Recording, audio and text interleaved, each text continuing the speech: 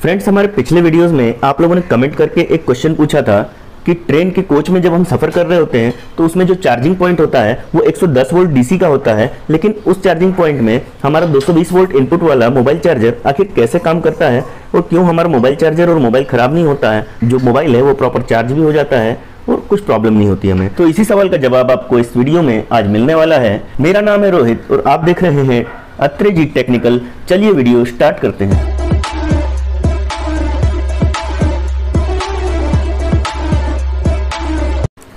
Friends, हमारे दिमाग में बार बार जो क्वेश्चन आता है कि 110 वोल्ट डीसी पे चार्जर कैसे काम कर सकता है, उसका कारण है ये इमेज। जी हाँ दोस्तों, ये सर्किट डायग्राम की इमेज है जो कि हमारे दिमाग में बैठी हुई है और हम हमेशा सोचते हैं कि जो भी चार्जर है वो सिर्फ इसी तरह से काम करता है, लेकिन ऐसा नहीं है। अभी जो लेटेस्ट मोबाइल चार्जर आ रहे हैं उनमें इस तरह का सर्किट डायग्राम होता है। अब इसे अगर हम ध्यान से देखेंगे तो इसमें स्टार्टिंग वाला जो हमारा पोर्शन है जहाँ पे हमारा 220 वोल्ट सप्लाई एसी सप्लाई का इनपुट जा रहा है, वहीं पे रेक्टिफायर सर्किट दे दिया गया है। अब ये रेक्टिफायर सर्किट स्टार्टिंग में होने से क्या हो रहा है कि हमारी जो एसी सप्लाई हम लोग ले रहे हैं उसको सबसे पहले ये डीसी में ही कन्वर्ट कर रहा है। एक डायोड लगा हुआ है, एक रेजिस्टेंस लगा हुआ है और डायोड के थ्रू जो एसी जाती है वो प्योर जो डीसी सप्लाई कन्वर्ट होती है डायोड के थ्रू, वो प्योर डीसी नहीं होती, इसलिए एक कैपेसिटर लगाया है फिल्टर के लिए जिससे कि हमें प्योर डीसी प्राप्त हो सके। तो दोस्तों, इसमें हमने क्या किया, सबसे पहले जो हमारी एसी सप्लाई थी 220 वोल्ट की उसको डीसी में कन्वर्ट कर लिया। अब आगे देखते हैं। अब एसी से डीसी में कन्वर्ट होने के बाद हमारी पावर सप्लाई पहुंच जाती है ऑसिलेटर सर्किट में।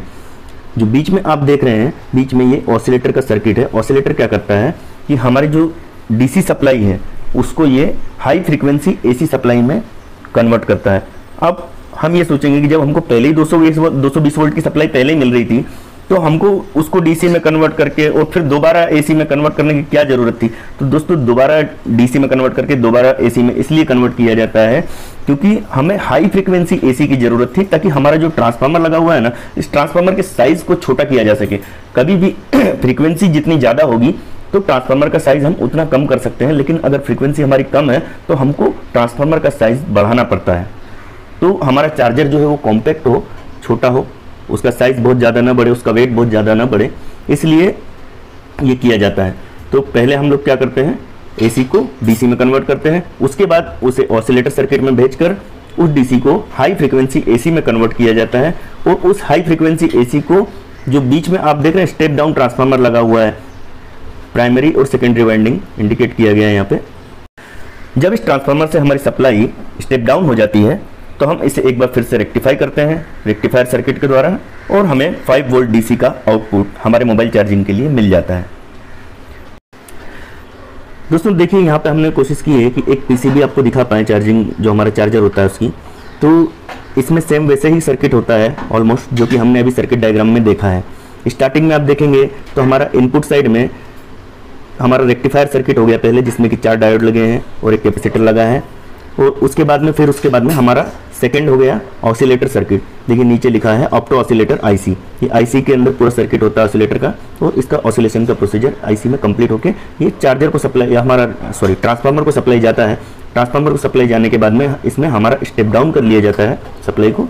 उसके बाद में हमारा जो सप्लाई स्टेप डाउन होती है उसको वापस से जीनर डायोड और आउटपुट रेक्टिफायर जो सर्किट है हमारा, उसके द्वारा एसी को डीसी में कन्वर्ट करके और हमको प्योर डीसी 5 वोल्ट हमारे मोबाइल चार्जर के लिए मिल जाती है। तो फ्रेंड्स, आपको इतना सब कुछ बताने का मकसद ये था कि मैं आपको अच्छे से ये समझा पाऊँ कि हमारे जो चार्जर है वो 110 वोल्ट डीसी में कैसे काम कर रहा है। तो हम एक बार फिर से इसी सर्किट को देखते हैं। अब इसमें देखिए 220 वोल्ट सप्लाई को हमने एक बार रेक्टिफाई करके डीसी में कन्वर्ट किया।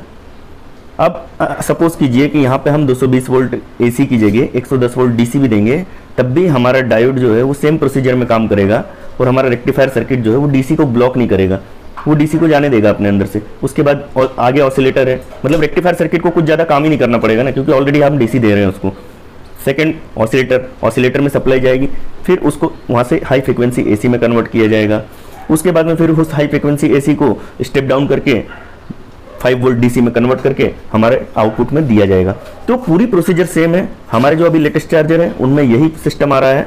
कि पहले जो है वो चार्जर खुद ही ऑलरेडी डीसी में कन्वर्ट करता है, चाहे आप उसको एसी दो या डीसी दो। अगर डीसी दोगे तो उसको कन्वर्ट करने की जरूरत ही नहीं है, और अगर एसी सप्लाई दोगे तो उसको डीसी में कन्वर्ट करना पड़ता है। इसीलिए हमारे ट्रेंड के जो कोच होते हैं उसमें 110 वोल्ट सप्लाई पे भी हमारा मोबाइल चार्जर प्रॉपरली काम करता है, क्योंकि चार्जर के स्टार्टिंग पॉइंट में ही हमारा रेक्टिफायर लगा होता है।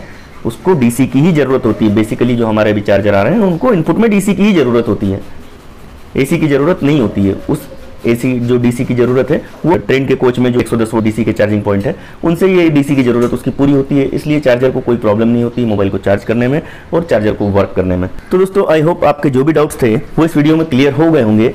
अगर आप लोग चाहते हैं कि आपको अगर कोई और डाउट है कि ऑसिलेटर क्या होता है उसके ऊपर से कोई वीडियो चाहते हैं, या रेक्टिफायर क्या होता है उसके ऊपर से आप एक वीडियो सेपरेटली चाहते हैं, या फिर आप ये सोच रहे हैं कि ट्रेन में 110 वोल्ट डीसी का ही यूज़ क्यों होता है इसके ऊपर से एक वीडियो बनाऊं, तो आप मुझे कमेंट बॉक्स में बता सकते हैं। जैसे मैंने एक कमेंट के ऊपर ये वाला वीडियो बनाया है, वैसे ही अगर मान लो आपकी कमेंट्स आएगी तो मैं नेक्स्ट टॉपिक के ऊपर जो भी आप चाहेंगे उस टॉपिक के ऊपर वीडियो बनाऊंगा, ताकि आपके जो डाउट्स हैं वो सभी क्लियर हो सकें।